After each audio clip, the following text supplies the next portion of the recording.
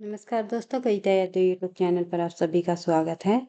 डीटेड plus B TGT Hindi की परीक्षाओं को ध्यान में रखते हुए आज की क्लास में हम टीजीटी हिंदी के और अन्य पीवाईक्यू को करने की कोशिश करेंगे उनके विद सॉल्यूशन के साथ। आप सभी को पता है डीटेड प्लस बी टीजीटी की हिंदी की जो परीक्षा है आप लोगों के बिल्कुल समीप है, 17 अगस्त और 23 अगस्त को होने वाली है। तो उन्हीं को ध्यान में रखते हुए हम उनके पीवाईक्यू को और अच्छे से विद सॉल्यूशन के साथ करने की कोशिश कर रही है, ताकि परीक्षा में इनसे संबंधित कोई भी प्रश्न पूछा जाए तो आसानी से आप उनका सही आंसर दे सको। सफलता का राज है निरंतर अभ्यास। इसी उद्देश्य के साथ हम आगे बढ़ते हैं। आज की क्लास की शुरुआत कर लेते हैं। निम्नलिखित में से कौन सा निबंध गुलेरी जी का नहीं है, अर्थात चंद्रदत्त शर्मा गुलेरी जी द्वारा लिखा गया इनमें से कौन सा निबंध नहीं है। आंसर आप लोगों के सामने ही है। पुरानी हिंदी गुलेरी जी का निबंध है कछुआ धर्म भी और रेसिसी मोही कुठाओ। ये तीनों काफी इंपॉर्टेंट निबंध है, कई बार परीक्षाओं में पूछे जाते हैं। तो अनुप्रास का अन्वेषण जो है चंद्रदत्त शर्मा गुलेरी जी का निबंध नहीं है। और एक बात और ध्यान रखनी है आपको, क्वेश्चन को बिल्कुल ध्यान से पढ़ना है। परीक्षा में है पूछा गया है या फिर नहीं पूछा गया है, तो इनमें से आपको ध्यान रखना है कि परीक्षा में पूछा क्या गया है। तो देख लेते हैं अनुप्रास का अन्वेषण नामक जो निबंध है वो रचना किसके द्वारा लिखी गई है। तो ये रचना जगन्नाथ जी द्वारा लिखी गई है, जगन्नाथ प्रसाद। तो ये नहीं पूछी जाती, वैसे तो ऑप्शन में दे दिया गया है, तो इसे फिर भी आपको ध्यान रखना है। और ये भी ध्यान रखना आपको, चंद्रदत्त शर्मा गुलेरी जी जो है किस युग के कवि रही है, क्योंकि ये पूछा जाता है कई बार कि चंद्रदत्त शर्मा गुलेरी किस युग के निबंधकार माने जाते हैं। तो द्विवेदी युगीन ये निबंधकार रहे हैं। इनका जन्म जो है 1883 ईस्वी में हुआ। तो सभी तथ्य आपको ध्यान रखने हैं। आगे बढ़ते हैं तो देखते हैं नेक्स्ट क्वेश्चन में पूछा गया है कि भाई करबला नाटक किसके द्वारा लिखा गया। तो करबला नामक जो नाटक है आप सभी को पता है, काफी बार आप पढ़ चुके हो। प्रेमचंद जी का प्रमुख नाटक है करबला। और प्रेमचंद ने मुख्य रूप से 3 नाटकों की रचना की है। करबला तो आप लोगों ने देख ही लिया, जिसका प्रकाशन वर्ष जो है 1924 ईस्वी। उसके बाद जो है प्रेम की वेदी भी जो है प्रेम की वेदी नामक नाटक भी प्रेमचंद जी का है, जिसका प्रकाशन वर्ष 1933 था। इसके बाद प्रकाशन वर्ष कुछ रचनाएं जो प्रेमचंद जी की जो रचनाएं हैं उनके प्रकाशन वर्ष को भी आपको ध्यान में रखते हुए आगे बढ़ना है, क्योंकि परीक्षाओं में प्रेमचंद जी से संबंधित रचनाओं के प्रकाशन वर्ष पूछे जाते हैं। तो संग्राम नामक जो नाटक इन्होंने लिखा, इन्होंने जो है संग्राम नामक नाटक 1923 में प्रकाशित कराया। तो 24 में करबला, उसके बाद प्रेम की वेदी। इस प्रकार से आपको इनको सीक्वेंस से ध्यान रखना है, संग्राम, करबला, प्रेम की वेदी। आगे बढ़ते हैं तो देख लेते हैं। और वैसे तो प्रेमचंद जी को उपन्यास सम्राट, कथा सम्राट आदि के नामों से जाना जाता है। काफी सारे प्रसिद्ध उपन्यास लिखे हैं उन्होंने। सभी उपन्यासों के प्रकाशन वर्ष को भी ध्यान रखना है। तो आगे बढ़ते हैं, देख लेते हैं। जयशंकर प्रसाद जी की मधुआ कहानी किसके बारे में है। तो जयशंकर प्रसाद जी द्वारा जो रचित मधुआ कहानी है वो शराबी के हृदय परिवर्तन के बारे में ये कहानी रही है। तो आपको ध्यान रखना है, मधुआ नामक जो कहानी एक शराबी के हृदय परिवर्तन के बारे में यहाँ पर बताया गया है इस कहानी के माध्यम से। और ये भी ध्यान रखनी है, ये कहानी जो है इनके किस कहानी संग्रह में जो है प्रकाशित हुई। कहानी संग्रह में प्रकाशित हुई वही ये छाया के अंतर्गत।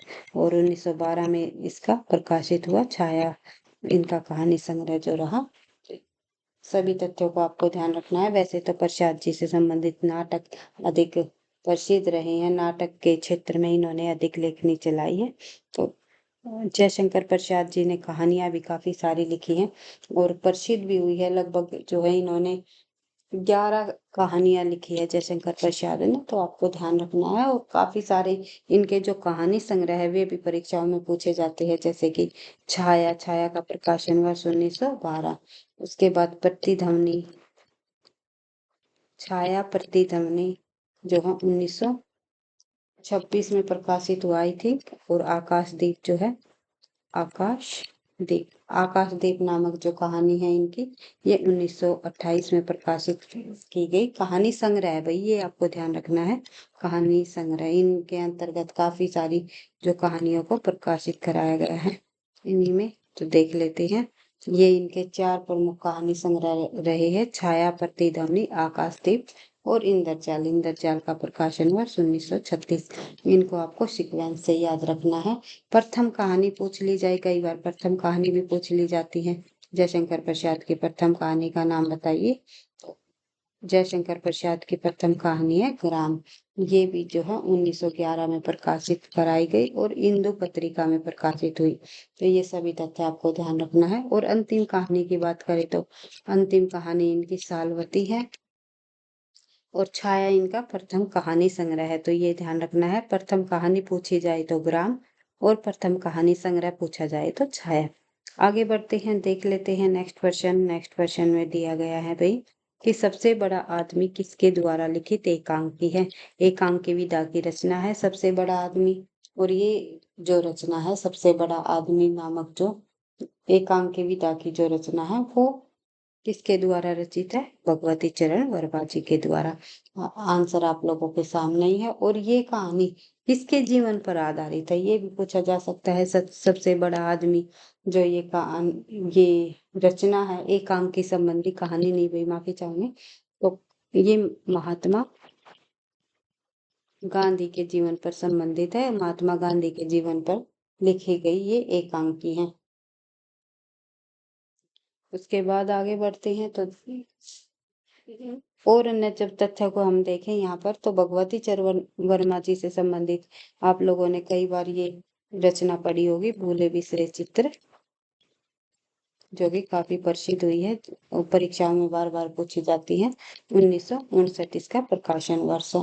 और 1961 में इसी रचना पर जो है इन्हें साहित्य अकादमी पुरस्कार भी मिल चुका है। साहित्य अकादमी की बात करें तो ये कब मिला इस रचना पर इन्हें? 1961 में साहित्य अकादमी। आई होप आप समझ गए होंगे। तो बढ़ते हैं आगे। उसके बाद और भी काफी सारी रचनाएं हैं भगवती चरण वर्मा जी की, जैसे कि पतन काफी बार पूछी जाती है। 1927 चित्रलेखा, चित्रलेखा ये भी कई बार पूछी जाती है। एक सेकंड भाई, मैं यहाँ पे मैं आपको भगवती चरण वर्मा जी से संबंधित रचनाओं को रिवाइज करा देती हूँ, क्योंकि भगवती चरण वर्मा जो है काफी प्रसिद्ध लेखक रहे हैं हिंदी साहित्य के अंतर्गत। इनकी रचनाओं को कई बार परीक्षाओं में पूछ ही लिया जाता है, तो आप इनको रिवाइज कर सकते हो। जैसे कि सबसे पहले हम बात करें पतन। पतन रचना जो है भगवती चरण वर्मा के द्वारा लिखी गई, प्रकाशन वर्ष 1927। एक है रचना इनकी चित्रलेखा। चित्रलेखा जो रचना है ये जो है 1934 में प्रकाशित हुई। तो इनके आपको सन को याद इतना इम्पोर्टेंट नहीं है याद रखना, लेकिन इनकी रचनाओं को अवश्य याद रखना है। भगवती चरण वर्मा जी की पतन, चित्रलेखा, उसके बाद 3 वर्ष नामक भी जो विद्यालय जीवन से संबंधित रही है इनकी। और टेढ़े मेढ़े रास्ते, टेढ़े मेढ़े रास्ते, तो ये आपको ध्यान रखना है। उसके बाद आखिरी दाव भी इनकी एक प्रसिद्ध रचना रही है, अपने खिलौने।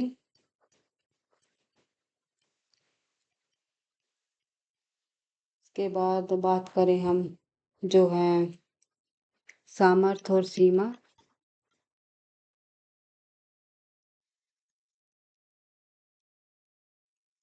कई बार पूछी जाती है परीक्षा में। और जो है थके पांव, सच्ची सीधी बातें।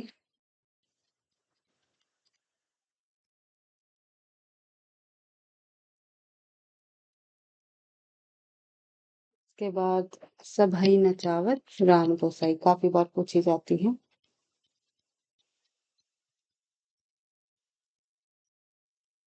राम गोसाई।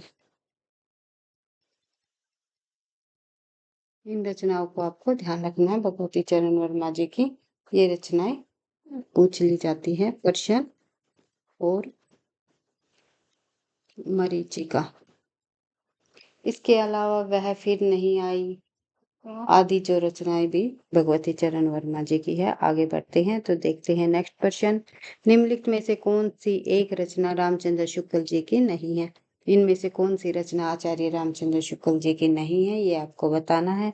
आचार्य रामचंद्र शुक्ल जी की रचना नहीं है, नाम है हिंदी साहित्य और हिंदी भाषा। इसके अलावा कल्पना का आनंद, चिंतामणि और काव्य में रहस्यवाद, ये सभी रचनाएं आचार्य रामचंद्र शुक्ल जी द्वारा लिखी गई है। तो हिंदी साहित्य और हिंदी भाषा नामक जो रचना किसके द्वारा लिखी गई है? 1930 में प्रकाशित श्याम सुंदर दास जी की रचना है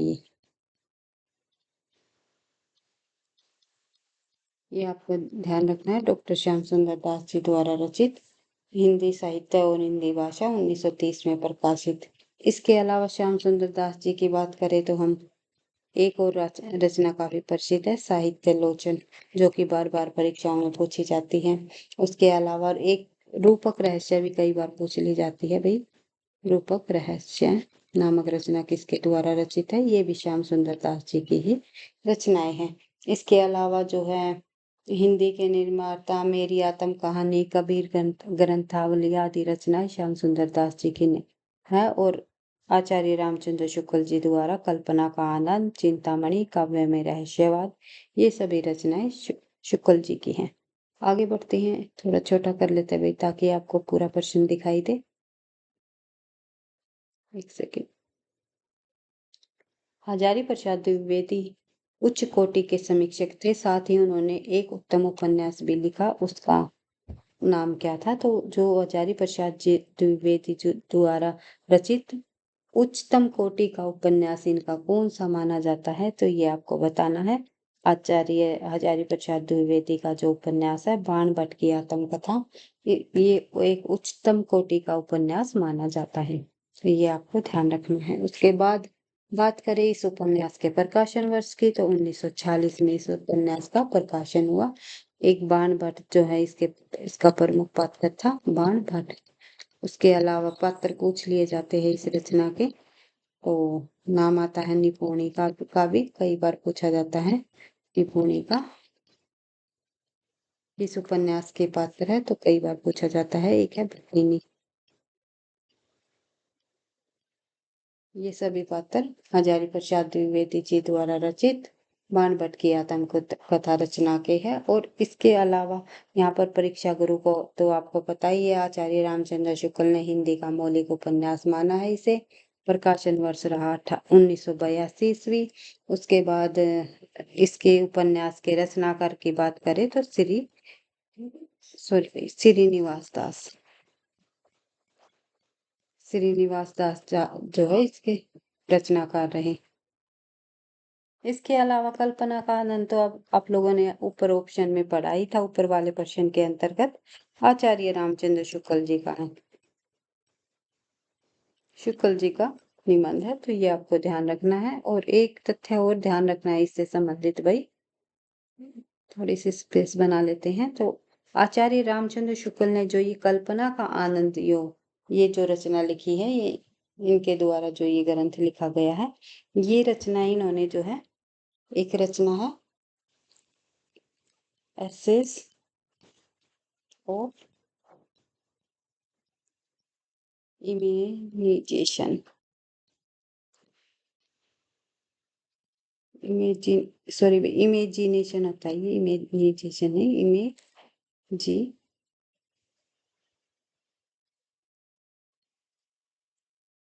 जी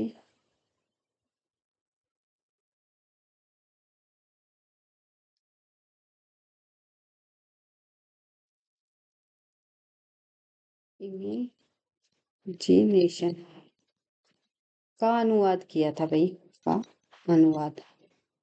कई बार पूछा जाता है ये प्रश्न कि एसेज ऑफ इमेजिनेशन का अनुवाद आचार्य रामचंद्र शुक्ल ने किस नाम से किया? तो आनंद, कल्पना का आनंद नाम से इन्होंने इस रचना का अनुवाद किया।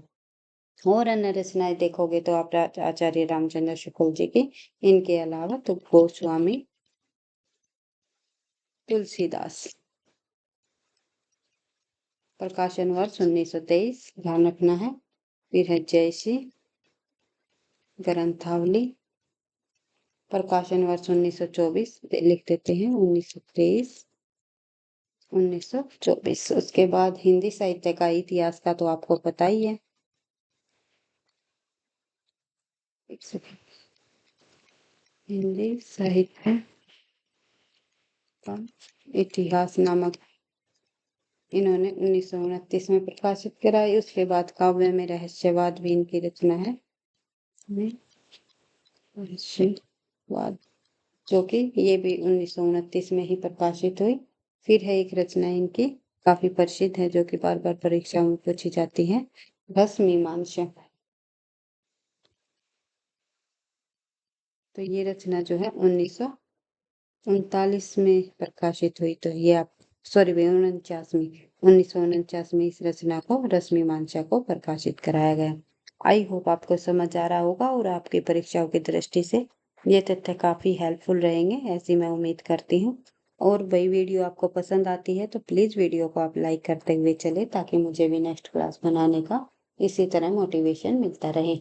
तो आगे बढ़ते हैं, देख लेते हैं नेक्स्ट क्वेश्चन। नेक्स्ट क्वेश्चन हमारा है कि निम्नलिखित में से कौन सा संस्मरण लेखक का गलत जोड़ा है। तो इनमें से कौन सा संस्मरण लेखक का गलत जोड़ा दिया गया है यहाँ पर।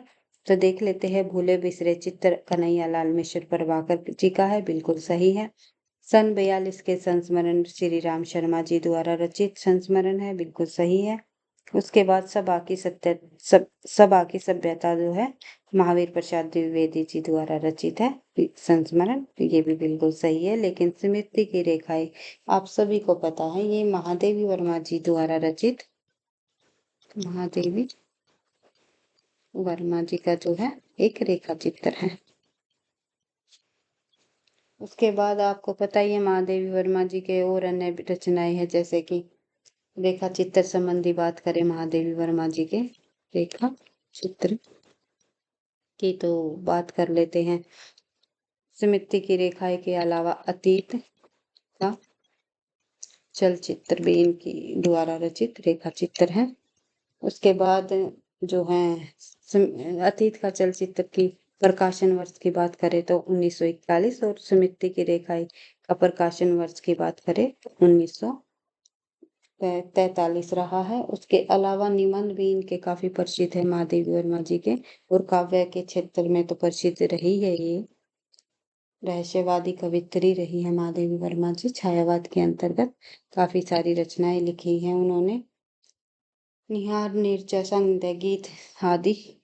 तो निबंध की बात कर रहे थे हम, तो निबंध के अंतर्गत इन्होंने श्रृंखला की कड़ियां नामक निबंध जो है 1942 में प्रकाशित कराया। उसके बाद इनका एक और निबंध काफी बार पूछा जाता है, साहित्य की आस्था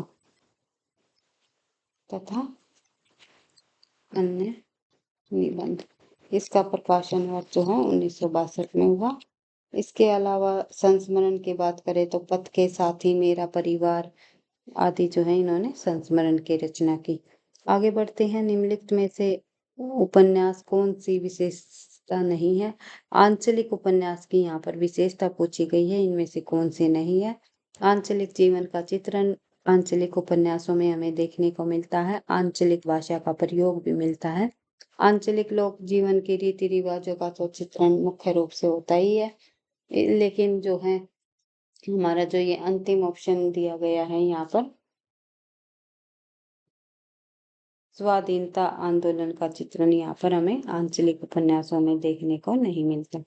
नेक्स्ट क्वेश्चन हमारा देख लेते हैं, परीक्षा गुरु के नायक का नाम बताइए। तो परीक्षा गुरु का जो नायक है उसका नाम है मदन मोहन। इसका एक्सप्लेन नहीं किया, आप लोगों को सभी को पता है, मैं बार बार जो है टाइम वेस्ट नहीं करना चाहती हूँ। प्रथम आंचलिक उपन्यास फणीश्वरनाथ रेणु जी द्वारा लिखा गया, 1954 में प्रकाशित हुआ।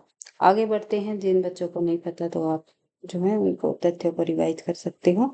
परीक्षा गुरु का प्रकाशन वर्ष देख लेते हैं सबसे पहले हम। तो परीक्षा गुरु का प्रकाशन वर्ष 1982 ईस्वी माना जाता है। श्रीनिवास दास जी द्वारा रचित ये उपन्यास है, और जो आचार्य रामचंद्र शुक्ल ने इसे प्रथम उपन्यास माना है। तो मदन मोहन जो है इसका प्रमुख पात्र रहा है। परीक्षा गुरु का। तो आगे बढ़ते हैं, नेक्स्ट क्वेश्चन हम देखते हैं। नेक्स्ट क्वेश्चन हमारा देख लेते हैं, सेवा सदन उपन्यास हिंदी की पहली बार कब प्रकाशित कराया गया? तो सेवा सदन जो उपन्यास, इसे प्रकाशित कराया गया है सन 1918 ईस्वी में। ऑप्शन में 18 नहीं है तो आप 19 लगा सकते हो, लेकिन मुख्य रूप से जो है 1918 इसका आंसर होगा। आगे बढ़ते हैं तो देखते हैं। नेक्स्ट क्वेश्चन हमारा, सुनंदा जैनेन्द्र की किस कहानी का पात्र है? सुनंदा नामक जो पात्र है वो जैनेन्द्र की जो है पत्नी नामक कहानी का पात्र है। तो पत्नी के अंतर्गत एक है भाई सुनंदा, और दूसरा पात्र प्रमुख है जो कि परीक्षाओं में पूछा जाता है, कालिंदी चरण। कालिंदी चरण भी कई बार पूछ लिया जाता है। उसके अलावा जब आप बात करें पाजेब की, पाजेब भी जैनेन्द्र जी की ही कहानी है। तो पाजेब के अंतर्गत पूछा जाता है पात्र मुन्नी। तो ये आपको ध्यान रखना है। मुन्नी एक है, बंसी एक है भाई, आशुतोष, सॉरी भाई,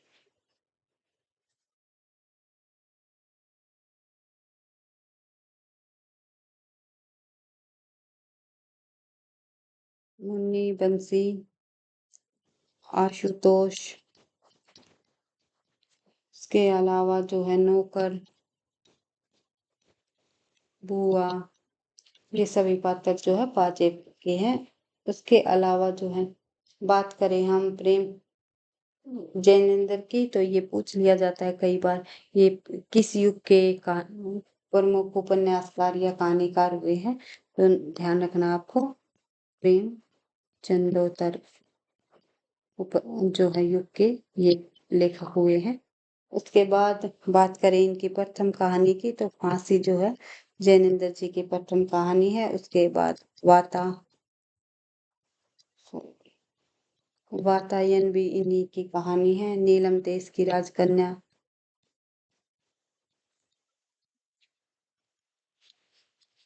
और फांसी इनकी प्रथम कहानी मानी जाती है। प्रकाशन वर्ष 1929 ईस्वी। उसके अलावा जो है दो चिड़िया भी इन्हीं की कहानी है, दो चिड़िया। इसके अलावा पाजेब का तो आप लोगों ने यहाँ पर देख ही ली। पाजेब का प्रकाशन वर्ष आप ध्यान रख सकते हो, 1942 ईस्वी है शायद भाई। आगे बढ़ते हैं तो देख लेते हैं। और एक तथ्य और याद रखना भाई जैनेन्द्र से संबंधित आप लोगों को यहाँ पर, तो डॉक्टर लक्ष्मी नारायण लाल हुए हैं एक विद्वान। उन्होंने जो है जैनेन्द्र को के बारे में कहा है, जैनेन्द्र मानव जीवन दर्शन के, जैनेन्द्र जी जो है मानव जीवन दर्शन के सबसे बड़े कलाकार हैं, सबसे बड़े कलाकार है। तो ये प्रश्न भी पूछा जा सकता है परीक्षा में, जैनेन्द्र मानव जीवन के सबसे बड़े कलाकार है, ये किसके द्वारा कहा गया? तो लक्ष्मी नारायण लाल जी द्वारा ये कथन कहा गया। आगे बढ़ते हैं तो देखते हैं, निम्नलिखित में से कौन सी कहानी प्रेमचंद जी की नहीं है? प्रेमचंद जी से संबंधित आप लोगों ने नाटक तो आप लोगों ने पढ़ ही लिए, करबला, संग्राम और प्रेम की वेदी। लेकिन कहानी के बारे में बात करें जो इनमें से नहीं पूछी गई है, तो लांछन, सत्याग्रह और आभूषण, ये तीनों कहानियां प्रेमचंद जी की हैं। लगभग लगभग इन्होंने 300 के लगभग इन्होंने कहानियों की रचना की है। लेकिन पुरस्कार आप लोगों ने पता ही है, जयशंकर प्रसाद जी द्वारा लिखी गई कहानी है। तो आगे बढ़ते हैं तो देखते हैं नेक्स्ट क्वेश्चन। नेक्स्ट क्वेश्चन में पूछा गया है कि भाई, और ये भी ध्यान रखना भाई, ये जयशंकर प्रसाद जी की रचना है पुरस्कार, और जयशंकर प्रसाद ने ये जो पुरस्कार नामक जो कहानी है, ये जो है प्रेम और राष्ट्र प्रेम के बीच द्वंद को इस कहानी के अंतर्गत इन्होंने दर्शाया है। तो ये कई बार इनसे संबंधित जुड़े तथ्यों को पूछ लिया जाता है। आगे बढ़ते हैं। नेक्स्ट क्वेश्चन है, मैला आंचल कहानी का कथा क्षेत्र निम्नलिखित में से कौन सा है? तो मैलाचल आप सभी को पता है, फणीश्वर नाथ रेणु जी द्वारा रचित मैलाचल नामक प्रथम आंचलिक उपन्यास लिखा गया और प्रकाशन वर्ष रहा 1954। तो इस प्रकार से आपको ध्यान रखना है। और ये जो किस ग्रामीण क्षेत्र का इसमें जिक्र किया गया है, किस ग्रामीण क्षेत्र के, उसमें ये आंचलिक उपन्यास है, तो आपको ध्यान रखना है। बिहार के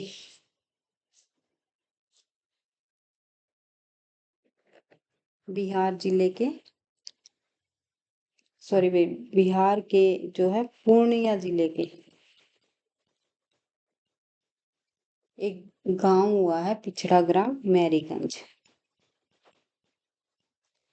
में स्वतंत्रता भारत की राजनीतिक आर्थिक परिस्थितियों को यहाँ पर दर्शाया गया है। आगे बढ़ते हैं, नेक्स्ट क्वेश्चन हम देखते हैं। आवारा मसीहा के लेखक का नाम बताइए। तो आवारा मसीहा विष्णु प्रभाकर जी द्वारा रचित जो है रचना है, जीवनी संबंधी रचना है और किसके जीवन पर आधारित है ये आप सभी को पता है, शरत चंद्र चट्टोपाध्याय जो कि एक बांग्ला साहित्यकार हुआ है। शरत चंद्र चट्टोपाध्याय जी से संबंधित ये जीवनी रही है। उसके अलावा बात करें आप इसके प्रकाशन वर्ष की, तो आवारा मसीहा का प्रकाशन वर्ष 1974 में हुआ।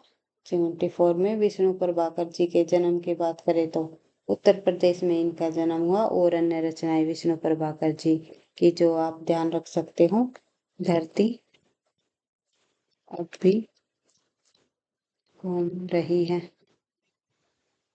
इसके अलावा जो है संघर्ष के बाद नामक रचना भी इन्हीं की है। संघर्ष के बाद उसके अलावा जो है मेरा वतन, खिलौने आदि और अंत, ये सभी रचनाएं विष्णु प्रभाकर जी द्वारा रचित है। प्रसाद को छायावाद का जनक किस आलोचक ने माना? तो जयशंकर प्रसाद को जो है छायावाद का जनक मानने वाले विद्वान हुए हैं ईलाचंद्र जोशी।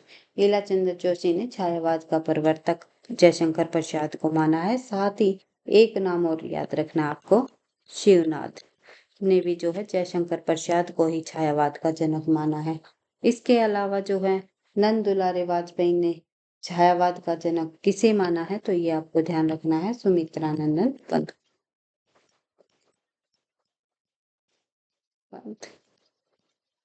को माना है। ये हमारा आज का अंतिम प्रश्न है भाई। नेक्स्ट प्रश्नों को हम नेक्स्ट क्लास में करने की कोशिश करेंगे।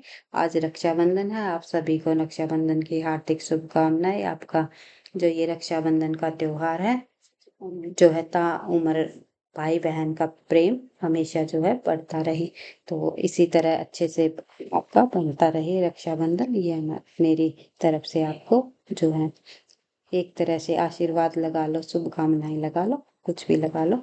तो ये आई होप जो है आपको वीडियो पसंद आ रही होगी। और आपको वीडियो पसंद आ रही है तो प्लीज़ वीडियो को आप लाइक अवश्य करें, क्योंकि आज मैं थोड़ा सा तो बिजी हूँ, इसलिए छोटी क्लास ही बना पाऊंगी, क्योंकि आप लोग भी बिजी होगे रक्षाबंधन के त्योहार पर। तो मैं उम्मीद करती हूँ आपको मेरे द्वारा कराए गए प्रश्न पसंद आए होंगे और परीक्षा में आपके लिए काफी मददगार साबित होंगे। साथ ही बात करें हम आचार्य रामचंद्र शुक्ल जी की, शुक्ल जी द्वारा जो हिंदी का छायावाद का जो प्रवर्तक आलोचक है वो किस लेखक को माना? तो रामचंद्र शुक्ल जी द्वारा मुकुटधर पांडे जी को माना गया है, मुकुटधर पांडे। तो ये आपको ध्यान रखना है। और जो है मैथिली शरण गुप्त को भी इन्होंने माना है, शुक्ल जी ने ही, मैथिली शरण गुप्त, मुकुटधर पांडे और मैथिली शरण गुप्त जी को आचार्य रामचंद्र शुक्ल ने छायावाद का प्रवर्तक माना है या छायावाद का जनक माना है। नंद दुलारे वाजपेयी ने सुमित्रानंदन पंत को माना है और ईलाचंद्र जोशी ने और शिवनाथ जी ने जो है छायावाद का जनक प्रसाद को माना है, जयशंकर प्रसाद को। तो ये सभी तथ्य आपको याद रखने हैं। नेक्स्ट क्वेश्चनों को हम नेक्स्ट क्लास में करने की कोशिश करेंगे, जो कि आपकी परीक्षाओं के लिए काफ़ी मददगार रहेगी। तो एक बार फिर अंत में मैं कहना चाहूँगी, वीडियो आपको पसंद आई तो लाइक करना, दोस्तों के साथ शेयर करना, चैनल पर पहली बार हो तो सब्सक्राइब कर लेना। थैंक यू, धन्यवाद। पढ़ते रहना, आगे बढ़ते रहना।